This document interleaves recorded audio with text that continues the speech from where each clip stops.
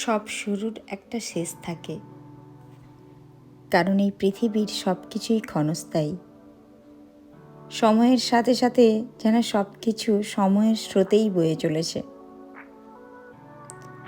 যেমন ধরো, হঠাৎ করে তোমার খুব আপন কেউ, তার কাছে তুমি একেবারে অচেনা হয়ে গেলে। বা এমনও যে তোমার চেনা মানুষটা তোমার কাছে হঠাৎ হঠাৎ অনেকখানি অচেনা হয়ে যাচ্ছে, যা তুমি কোনোভাবেই নিজেকে বোঝাতে পারবে না। এই হঠাৎ বিষয়টার কারণও তুমি খুঁজে বের করতে পারবে না।